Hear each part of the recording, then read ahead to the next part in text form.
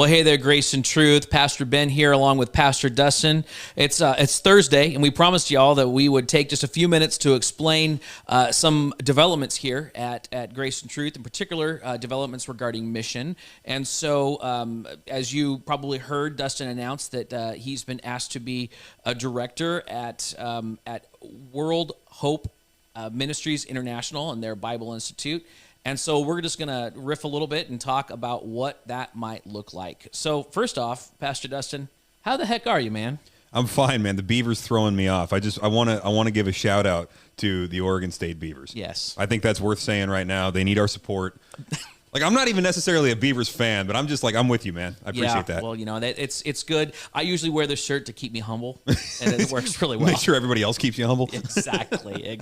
I'm good, man. Thanks for asking. Good to be here. And thanks for putting this together, too. We were talking like, hey, how do we get the church, up to speed on what's going on? Because it's a family deal. It's not just an individual deal. And so you said, hey, let me just sit down and draw it out of you, and we'll tell them what they need to know. So I appreciate you putting this out to everybody. Yeah, well, I think it's really interesting that I get to play the new guy card here, and I probably ask a lot of questions that other people would ask, but maybe they're a little afraid to ask. Sure. Because, I've been going here for like 4 years, and I hear World Hope a lot, but I don't really ask all those questions. So it's great for us as pastors even just to be clear about what is going on. Well, thanks for assuming the role of the foil. I am happy to do that.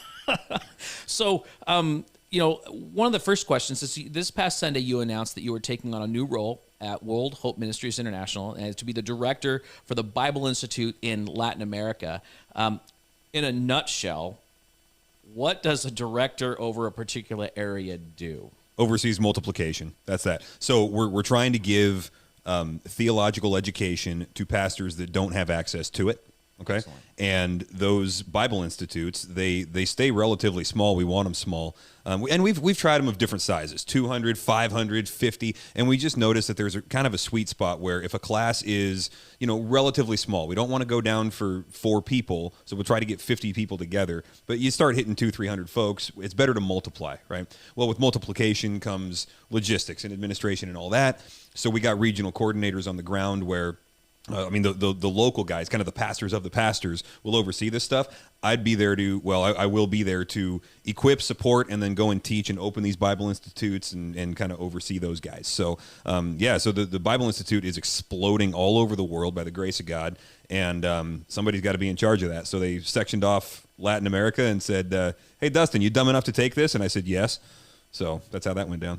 Awesome. Okay, so I did my due diligence, and I did go to World Hope Ministries International's website. I Googled it. You got to make sure you Google World Hope Ministries International, and I did some looking. And what comes up if you type it in wrong? You were awfully specific about that. Well, there's a bunch of different organizations probably that surround themselves around World Hope. Oh, okay. So it's nice to be able to just have specifics here, because there's lots of organizations, regardless of what kind of ministry they're doing. Yeah. I mean, the word world and hope are true, are very useful and very used. So, I looked at their website, right? So we got the Bible Institute, but really, do you know a little bit, can you give us maybe a little bit bigger picture about what is World Hope about? So we got the Bible Institute, which trains pastors, but what else do they do? Yeah, so it started up actually, I think back in the 60s. They've been around a while, and it was what you would think of as just a general global missions organization. So they're doing everything from evangelism crusades in other countries to prison ministries. Like, they had a booming, I think they still do. I don't know how COVID has affected it, but a booming prison ministry in South Africa. We're talking about everything from community development and sustainability projects like digging wells to some church planting and school building and things like that. So a whole lot of missions stuff. About, I don't know what, maybe 10 years ago, Stuart Sheehan takes over as president of World Hope, and he starts to see this need for theological education for the pastors. And he wasn't the only one. I mean, this is sort of the new thrust in global missions is discipling the disciplers, which is good because, that's something that for 100 years, 150 years, focusing on evangelism was great. We got all these converts, but sometimes the roots are kind of shallow. And so that's starting to show itself now in the last 15, 20 years. So Dr. Sheehan looks around and he says, we need to bring these pastors some training. So now World Hope Ministries International has two legs to the stool, so to speak. Two wheels on the bicycle. There we go. One is global reach, which is all of that mission stuff that's always been happening. Global reach, GR work. The other one is the Bible Institute. So the way that it's structured is we'll go into a place with the Bible Institute first. That's the tip of the spear. Word of mouth. We're getting requests all the time. Come and help us. Come and help us. It's the Acts 16 Macedonian call thing, right? So we get a location. We'll go and open up a Bible Institute, and it takes the pastors about 3 to 4 years, depending on how often we can schedule classes. 3 to 4 years to graduate with a theological degree from World Hope, which, by the way, in some countries is fully accredited by their academic institutions, which is pretty cool when we can pull that off. And then with those pastors, as they get training and stuff, we find opportunities for GR work. So they'll come and say, hey, can you come and help us do that? Can you help us do that? So the global reach stuff follows the Bible Institute. So as we go into Latin America and, we're doing Bible Institute work, the missions opportunities for everybody else who's not a Bible teacher, right? Because you gotta know how to teach the Bible to pastors to teach the Bible to pastors, right? That's not something you can, grab somebody who came to Christ 6 weeks ago and say, hey, come on, right? But the global reach side, you kind of can, and so that opens up all of those opportunities for us. So World Hope, Global Reach, Bible Institute. I'm mostly working over here, and then Pastor Bill and the rest of Grace and Truth get to come in over here. Great. That brings up another question I had. How did we get involved with World Hope? By accident. Not really.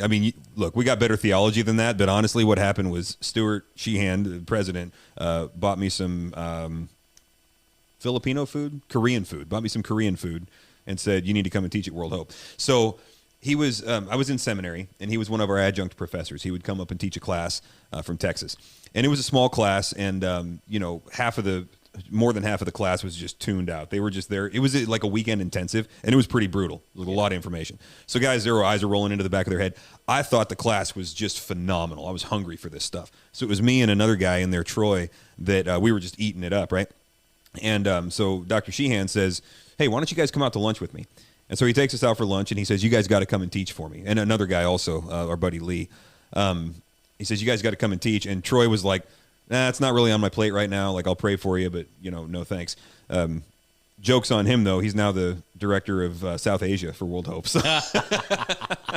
But nice. Then, I said, hey, I love it. Let's roll. And shortly thereafter, it was right around that same time, I actually came out to pastor here. And so since the beginning of my pastorate here, I've been hooked up with World Hope. My first trip was a little less than a year after becoming the pastor of Grace and Truth. So it's just kind of, as Grace and Truth has grown, World Hope has grown, and the relationship has just kind of always been there. So at this point, it's kind of organic. At the time, it was just kind of a chance encounter is how it looked to me. Okay. Well, it's great to hear about the history. Now, I want to shift focus maybe to looking forward, especially as the director. What are some short-term and what are some maybe medium-term goals that you have for Latin America? So a little bit of history here. We will look forward in a second, but just the background on it. The Bible Institute kind of started. There were some beta tests in Latin America when they were getting it started. So Honduras and Ecuador were a couple of they're a couple of our first institutes. So there is a history there. We've got some partners. We've got some deep roots that we can go and talk to these guys again. We're still in contact with them, but a couple of years ago, COVID shut everything down, and some of like Brazil and Central America got hit really hard. The body count was way higher than it was here, right? And so it all just shut down. As these guys that we know are high quality guys, they're ready to start rolling again. As they've kind of contacted us and said, hey, we're ready to go. We don't have anybody to direct it now because the organization has grown so much that everybody's spread out a million different directions. Yeah. So they split it all up. They divided the world up into 9 zones. Latin America is one of them. They needed a director over it, and then once they call us associate directors because the director is the Bible Institute director, right? But the basically we got some guys that are ready to go. They just need some leadership. So the immediate goal is to go to our high quality guys and say, "What do you need? Let's rock," and just equip them. Sweet. Go down and start opening institutes, right? Gotcha. Some of them are ready to go from the way it sounds to me. I'm still kind of onboarding with this whole thing, but it looks like once we pop the top on this thing. There's going to be an initial burst of activity. So then managing that is going to be kind of the immediate task, yep. Right? And then after that, it's going to be multiplication. So once we start an institute, we get these guys 3 or 4 years through it, hopefully 3 years. these graduates then are qualified to become teachers, and they can go and teach their own people groups, right? So Nice. they're not always depending on Americans to come and help. Then we'll just provide the oversight. We'll grade the finals and make sure that the quality of theological education stays high. And then we'll resource all of these guys. But really, I mean, it ends up being the indigenous teaching the indigenous, right? Nice. So that's the medium term, is over the next 3, 4, 5, 6 years, we wind up seeing students become teachers, those students becoming teachers. And we're seeing this other places in the world. We just got to do it again in Latin America, right? Nice. And then the long-term goal is, that every single crevice of the earth will have seen the glory of God in the face of Jesus Christ. So Amen. there's 431 million people down there. There's a lot of Christianity in Latin America. There's not a lot of unreached people groups. There are some. I know where they are on the map, and I'm going for them. But there's not a lot, because Christian missionaries have been going there forever. Yep. The problem is that the doctrine has been really watered down. So the Christianity there is widespread, but there's not a lot of depth to it. You got a lot of prosperity gospel. You got a lot of like hyper Pentecostalism, a lot of New Apostolic Reformation stuff. There's also a lot of syncretism. I mean, I was in Honduras one time. Was it Honduras? I think. And they took me into an old like church, right? And I'm looking around. I'm like, what is this? And they said, well, this is one of the rooms. There's a picture of Mary on the wall and bloodstains on the floor. And I'm like, well, what's all that? They said, well, this is where they sacrifice chickens to Mary. And I'm like, you guys call this Christianity? And they said, well, some people do. And so there's just a lot of that stuff where it's like, whoa, let's clarify the gospel, Certainly. And these guys are pastors, some of them, right? Yeah. So yeah, if we can train the pastors can disciple the flock and so on. And so that all goes right into the mission verse for World Hope in general, how it all got started, right? The Bible Institute, anyway. So 2 Timothy 2:2, which we should all have tattooed in Greek backwards on our foreheads, so we read it every morning. That was a joke, by the way. Some people, some of you guys take me really seriously. Do not tattoo this backwards in Greek on your forehead. No. It says, "What you have heard from me." I might actually do that. Anyway, No, don't. What you have heard from me in the presence of many witnesses, entrust to faithful men who will be able to teach others also. So what Paul says there, he's got 4 generations, right?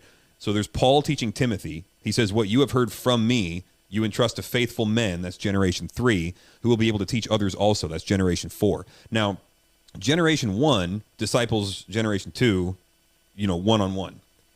But by the time Timothy finds faithful men, they may have met Paul, but they're not really depending on Paul, right? They're depending on Timothy. By the time the faithful men teach others, these guys are probably never going to meet Paul. He's going to be off in Spain or martyred somewhere, right? Yeah. So that is what has allowed the church to be sustainable over 2,000 years under the worst kinds of pressures, because the man goes in the ground, the message goes on, as the saying goes, because we're passing it on. So I'm not the Apostle Paul. Not going there. But let's say I'm a Timothy. I'm learning from the Apostle Paul, right? I got to find faithful men who can teach others. That's the goal. Yeah. It's interesting because I remember reading, it's probably about 6-7 months ago, there was this whole article regarding the global South, and that was mostly Africa and South America. Mm-hmm. And there was this emphasis, especially on South America, on South Africa, that was going to be the hotbed of theological education in the next couple decades. For that, my heart, because I have good friends that are also pastors and missionaries in South America as well. It's like, man, what about South America? Yeah. We could, it doesn't have to be limited to that, but I think that the hunger and the thirst that I've seen of men who want to teach the word, and then all of a sudden when their eyes get open to solid theology, they're like, oh my gosh, this is amazing. Yeah, absolutely. And it kind of a brief history of what happened, and this is just one guy talking. I could be wrong about this, but this is how it looks to me. The prosperity preachers got on TV really early on. They embraced that technology, and American prosperity theology went global real fast, right? So now, because that was 40 years ago now, let's say in the 70s, 40, 50 years ago, and it took root really quickly in a lot of these places. Well, now they've had enough time to look back and say, this ain't working.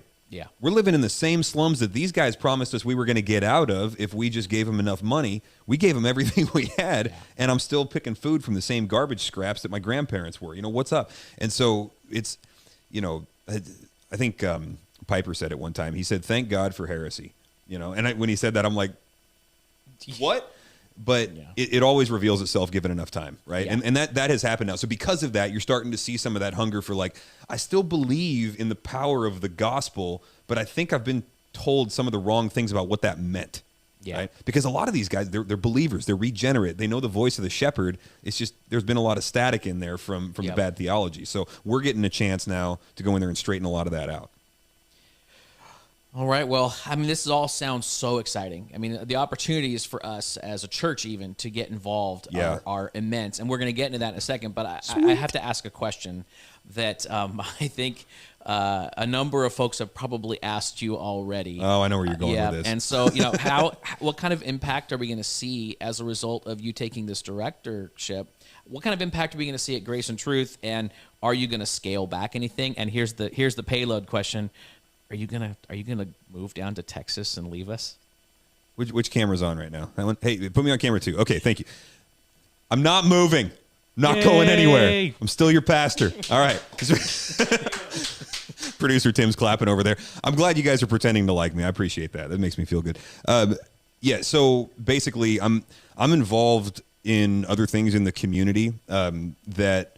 I've got a general rule that I try to follow. It doesn't always work, right? Only do what only you can do, right? If somebody else can be doing something, 70% as well as I can, they should be doing it, because then in a year they'll do it way better than I can, right? And that's just a general leadership multiplication principle. Well, there are some things that I'm involved in outside of the church that I can kind of clear my slate from those, because they're going to get done fine without me, and that frees up time for this. So I'm always doing a few things outside of Grace and Truth that are connected to Grace and Truth, but not the same thing. And so the rhythm here, work-wise, look, nobody can predict the future. But as I'm talking to my director buddies, I'm looking at the structure of everything. It looks like it's going to be a pretty straight across transfer.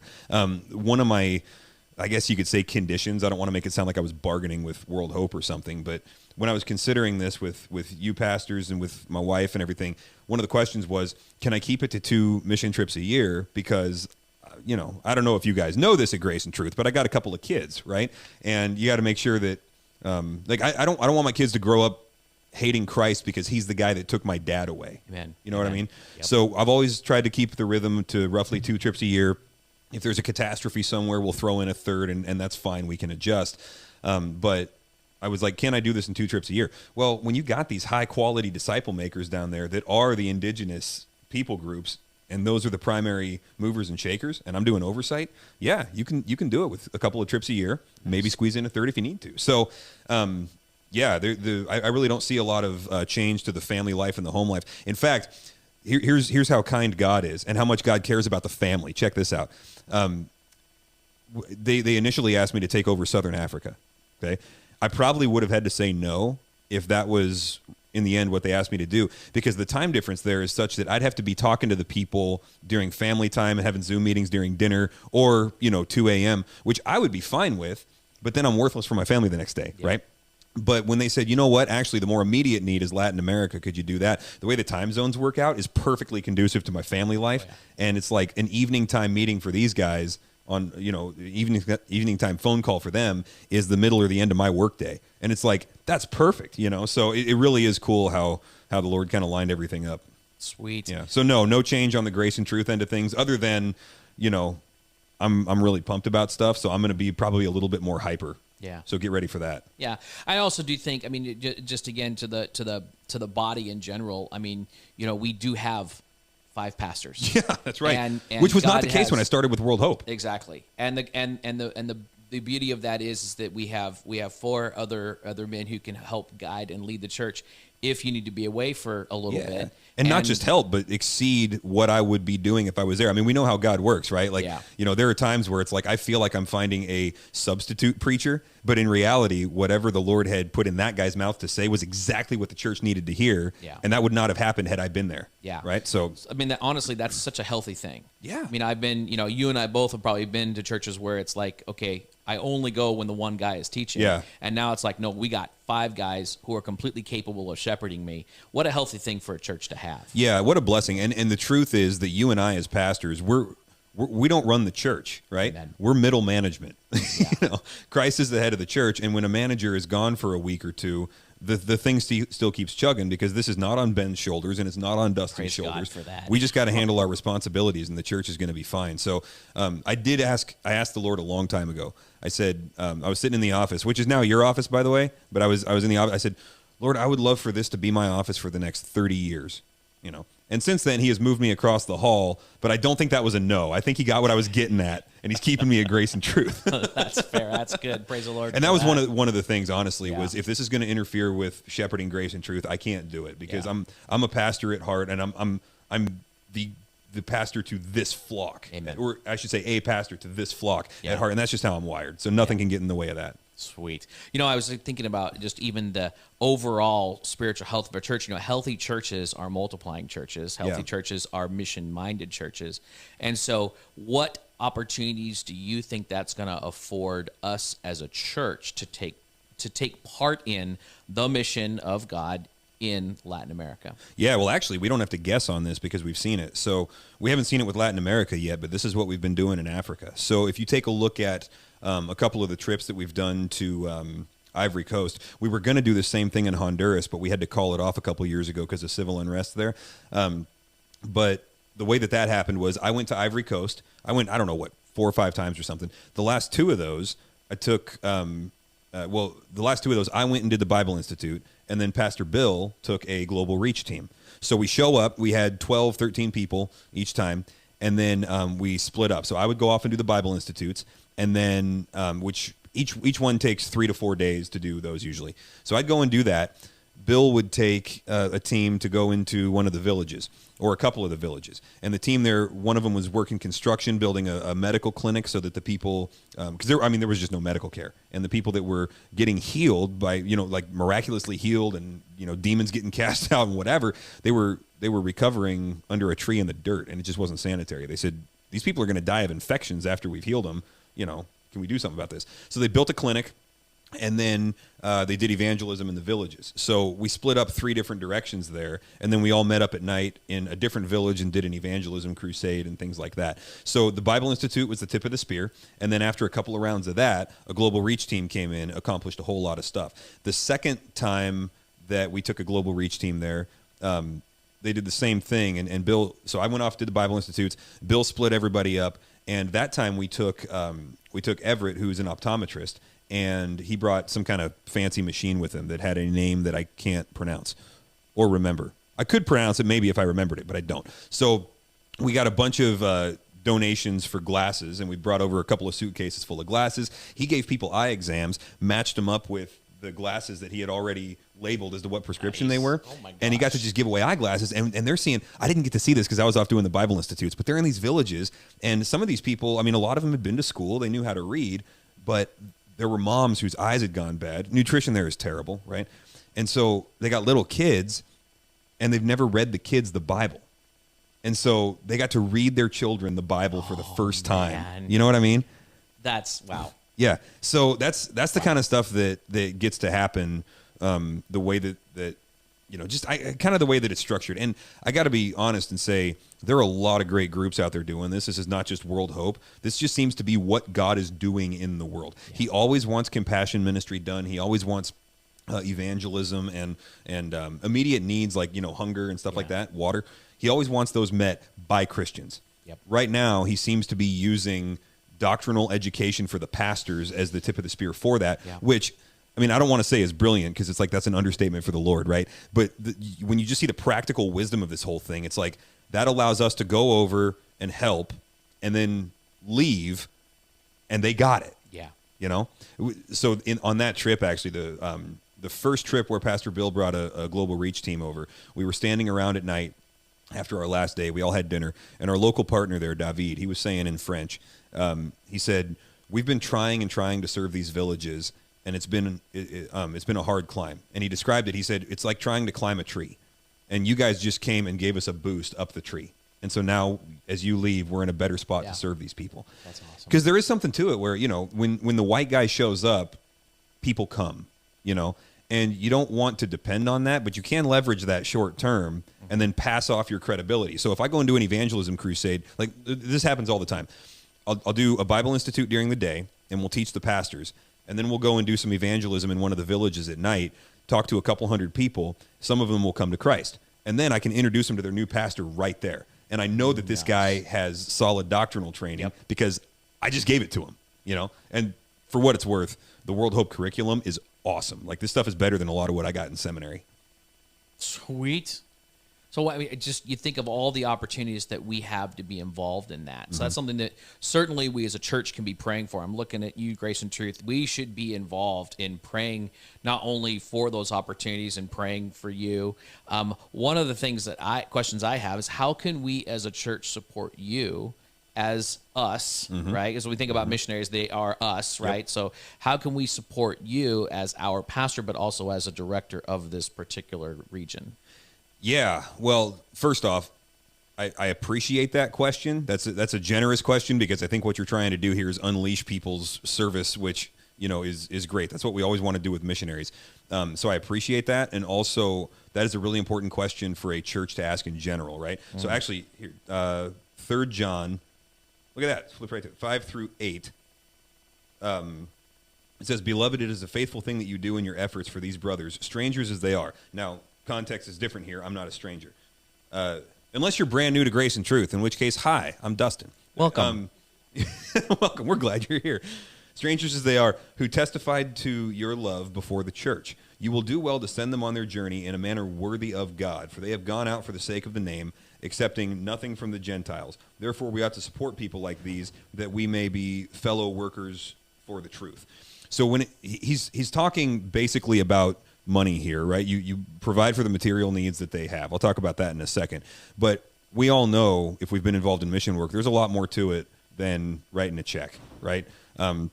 So, for example, one of the things that I love is when I go on a mission trip, just seeing how my family gets taken care of. And it's not just me. When other people go on mission trips, their families get love bombed. I say continue that, excel still more. And I'm not saying this on behalf of my wife. There's no lack here. I'm not solving a problem, right? This is just what has become normal for Grace and Truth. And I love it. I didn't teach you guys to do that. You just do it. Yeah. So keep that rolling. Take care of the family while a missionary is on the field. And then also, you know, just don't underestimate, and this is very practical, it's going to sound doctrinal, don't underestimate the power of prayer on the mission field, right? Miracles happen, the great stories that we hear about stuff that sound really exotic and whatever, that all happens in response to prayers. Every single one of those is God saying yes to a request that was already given, you know? Absolutely. So the vehicle of missions has a gas tank, and prayer is the gasoline. And without that, don't nothing happen. So I would say, you know, whatever prayer list you guys have, you know, throw this on it, right? And underneath shepherding the church, it's less important than that. But if we're going to get all of this done, hey, throw this on it. World Hope stuff for Dustin. Okay, so I want to interject here, and I'm going to be the one to ask the question because usually people are afraid to ask this question or maybe even to answer it. This is going to also require some financial support. Oh, the money thing, yeah. And I don't say that lightly because there is a significant expense to need to to arrange for tickets and to do all these trips. And my understanding, even with the Bible Institute, is this is supplied free of charge to these pastors, which is amazing. I've been a part of very good organizations that there is a significant cost to these pastors that go there. Granted, there's a significant gain as well. But to be able to offer this level of instruction to pastors who then are going to disseminate sound doctrine. Let's not forget that. We've seen what bad doctrine does to churches to be able to individuals too. Exactly. Guts them, yeah. And then you get into sound doctrine being taught in these churches. It is an expense. I mean, there's obvious expenses, airfare, things like that. So how can we even support you in this as well? Well, so I'll give you the simple answer and then I'll explain it. The simple answer is the budget that I'm trying to raise for this is about $30,000 a year. Okay. So if 75 people give $34 a month, I make budget. Sweet. It's not a whole lot when you break it down like that, right? Latin America is a much cheaper mission field to get to than, you know, South Asia or Southern Africa, West Africa, or something like that. So we've got that advantage. Now, $30,000 a year. You're right. If the pastors do have to pay to get there, which sometimes is a significant expense because a lot of times they're missing work or the family's running the farm or whatever, right? Running the shop. So that's not nothing for them. But then when they get there, their food is paid for. We pay to print the curriculum I even bring pens to my institutes, things like that, because Are they Grace and Truth pens? no, I would totally do that. that'd be great. No, I've never lugged those across seas before. I normally just tell the guys like, hey, here's some money. I need this many pens. Get them to me before the thing starts, and they go and find them. But that might be a problem getting through customs. Somebody might want Grace and Truth pens. Yeah, I don't know, man. We brought all kinds of stuff on the mission field. So you should see how they inspect Bill when he brings medical equipment. They're like, what is this? Why are you bringing needles? He's like, he's got to do some fancy footwork on that. Yeah. But yeah, so we take care of the pastors. There's a graph that I'm not going to go get it and show it or whatever. But over the last 10 years, we've been doing the Bible Institute, 8 or 9 years. The cost per student has gone way down because the efficiency of the operation has gone way up. Nice. So, those numbers are really cool. And I'll throw the report out and everything. People will have it at some point. But yeah, really cool to watch that. So Airfare, interpreters, when I'm in, I don't plan to learn Portuguese this year. No, not going to happen. So, when I'm in Brazil or something, I'll need an interpreter, that kind of thing. Travel while I'm there, the food, whatever. All the normal stuff you would think of, lodging. But then here's something that's really cool is World Hope has been blessed by God in getting the attention of some foundations that in Texas that basically give out money to people that are accomplishing the Great Commission. Nice. Now, I just got back from Texas, right? And one of the things I learned about Texas while I was there's a lot of people that love Jesus, and there's a lot of people with a lot of money. And so when you get somebody that loves Jesus and has money, the mission gets funded in certain ways. So there have been other avenues of funding that have opened up where we've been able to put some of our regional coordinators, these high-impact indigenous guys that can start multiple institutes, we've been able to put some of them on stipends in other places in the world. And that frees them up to not have to worry about putting food on the table and then you get a travel budget, things like that. Now, this isn't for everybody, but those are options that are becoming available to us so that the cost per student can go way down, And that doesn't have to come from my fundraising. That's just other stuff that's happening. We've got a big, I don't know all the details here, but a donor who's really big into the translation because all of this curriculum has to get translated, right? Mm-hmm. Somebody writes a curriculum on soteriology, the doctrine of salvation. Well, we got to put that in like 20 languages, So that's not cheap and it's not quick. But another avenue of funding opened up for that. So I don't have to fundraise to get translations when we go and reach these unreached people groups. So we get to have a really trim operation. So again, if 75 people give $34 a month, we make budget. And $30K I put on the high end so that maybe I could have a little bit left over to help a missionary get onto the field if they're having trouble fundraising and help out, that kind of thing. Yeah. And so it's necessary to have this streamlined operation because check this out. Let me drop something on you here. Right now, World Hope Bible Institute is in 34 countries, and we have 4,500 students currently enrolled. By the end of 2025, we're on track to be in not 34 countries, but 80 countries and have not 4,500 students, but 20,000 students enrolled. That's in 3 years. Mind blown. Yeah. Dude. And so if you think about something like just the amount of curriculum that has to get printed for that, right? Yeah. That's an expense. That is. And so that's where this money's going. Yeah. Things like that. There and maybe there's a small and I just say this just for, honesty's sake. Maybe there's a small stipend for some of my expenses if, I'm printing stuff off here and a printer blows up and I need to go get another one. That's a ministry expense, right? Certainly. So there's some of that kind of stuff too, but none of that even happens unless the travel is fully funded anyway. So that's all, whatever. That's cool. So obviously how we can support you is again as we already do, caring for you and for your family and stuff like that. Also supporting you through financial support in again just 75 of us decide that we're going to give $34 I said a month, right? Yeah. So gosh, I spend more on coffee a month for that. Well, you and I drink way too much coffee, so we should probably address that. That is true. But bringing that final thing, and the most important thing is prayer, right? Yeah. And so what I want to... like, for example, don't forget what you were going to say. I just got to interject this right here. I'm sorry, man. It's really rude, but this is important. If there was not $1 to spend, but every Christian was praying, it would still get accomplished. And if we had all the money in the world and nobody was praying, the mission would be a disaster. Yeah. So that's the priority level there. Yeah. Right? Anyway. Amen. All right. So on that, then, how are there some specific things that we can be praying for? Because I'm sure people are going to be viewing this over the next month or so. Sure. How can we specifically be praying for you, say, over the next month? we're going to be making contacts with all of our guys that we know down in Latin America, right? I have no idea what issues are going to pop up, what logistical problems there will be, what doctrinal problems there will be. It's possible that we know who we're going to call now, but now one of them has gone off into a cult and he's taken a bunch of our former students with him. That happens sometimes, and you got to go down and do some not theological famine relief like normal. We got to do some theological triage, right? Yeah. And we got to lead pastors to Christ. So when we are active in this space, Satan is too. And I have no idea what kind of trouble he's kicking up in South America, but I really doubt he's sleeping on this thing because there's a lot of opportunity. So I don't know. I think the biggest thing to pray for is just wisdom to know what to do and in what order. Okay. Because you can't do it all at once. You got to prioritize, right? That's that triage thing. And it all has to get done. Yeah. What do we do? Gotcha. All right. So, Grace and Truth. Which camera am I looking at? Grace and Truth. This is our call, especially to be praying for our brother and to lift him up in this ministry. So I would encourage you, heck, at the end of this video, just fire some prayer up and let the Lord know that you obviously what your desires are to see the gospel grow. And so pray that he does it. It's not like he's not going to answer it. I mean, he gives good gifts to his children and he likes to see his name glorified.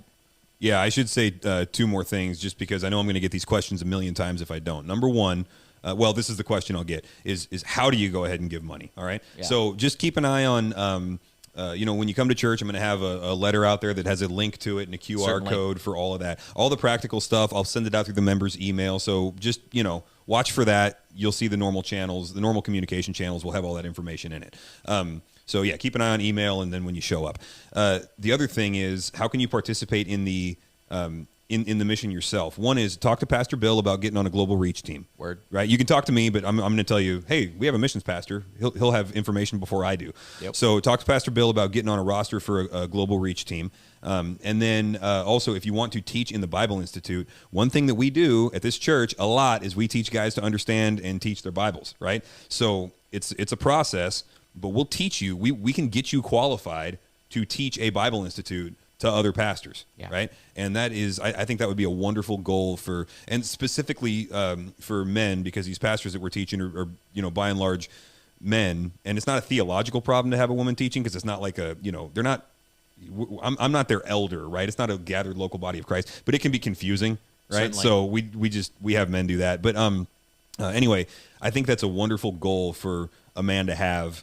Is I'd like to know my Bible well enough to be able to explain it and answer questions in front of a bunch of people that are screaming at me in a language I don't understand, and we can get you there. So let us know if that sounds exciting to you. Yeah. One of the things I was thinking about too is, let's say, for example, if someone's younger, right, and they're interested in how I can get involved. I mean, one of the things I would encourage them is learn Spanish. I mean, Dude. Frankly, if you can become fluent in Spanish or even in Portuguese, although I don't know if Portuguese is offered in the curriculum around here, but to be able to you can learn anything these days. Great. Yeah, absolutely. Yeah. So there's many ways that you can prepare yourself to be a part of these teams, even now. So it's not like you're having to cram Spanish to go in 6 months. You can just start now. Just start, yeah. And if you do go on a trip in 6 months, then you'll have an interpreter there. You don't need to know Spanish before you go. But imagine what you could accomplish. Like, for example, when I go, so like right now, my Spanish, I would say I'm a comfortable tourist, and by September, I'm going to be a comfortable conversationalist. That's kind of my commitment to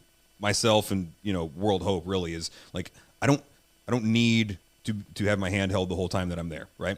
But when the better I get at Spanish, the less I need an interpreter down there. That brings my travel costs down for the trip, right? I mean, that's just, interpreters deserve to be paid. They're working really hard, and without them, the mission doesn't happen. And so the less I need one, the less I spend on one, and we get to stretch that money that God has entrusted to us. So it's a good investment in the Great Commission. Absolutely. In fact, it would even make the teaching that much more efficient because you're not having to do the tennis match of the interpreter and then the speaker and just go back and forth. Oh, huge, yeah. Well, so I went over to West Africa one time, and I got sick of having all of these friends because I've been there so many times now. I got these friends, and I can't communicate with them. So I said, heck with it. I'm learning French. So I learned French well enough to have a pleasant dinner time conversation. Do not test me on this, people. I haven't touched it in 2 years, and it has faded. But, I did that so I could communicate with these guys, and it almost didn't even matter what you were saying. When you go up to them and you say something in their language, just showing the effort is huge. It's an instant connection, And they look at me like, parlez-vous français, Dustin?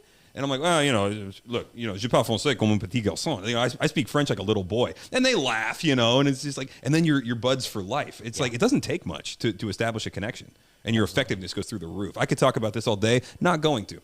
That's quite all right. So just kind of wrapping this up, man, this is super exciting. Yeah. It's amazing to see how God is positioning not only pastors here. I mean, we just brought Chad on board. I've come on board. You have pastors that can also help share the load of this. Yep. But there's folks coming to Grace and Truth as well. I mean, we can only know maybe from the reverse of seeing how God has positioned us to be involved in these kinds of ministries. Yeah. So just all glory to be to him, right? I mean, that he would actually do this, and that he would afford us the pleasure and the opportunity and the joy to be taking a part in this great commission. Dude, he's including us. I know, seriously. I mean, like, we're always sitting back, like, put me on the field, coach, I can play. And he just said yes. He just handed us a ninth of the world and said, go make disciples. And it's like, that's all I wanted to do. We get to play now? That's awesome. I know. And every now and then you get to punch Satan in the throat, which is always a good time, and like, who doesn't enjoy doing that? There we go. All right. Well, I think that'll kind of wrap us up for today. And man, brother, thank you so much. And I really appreciate you putting this together, man. Thanks. Absolutely.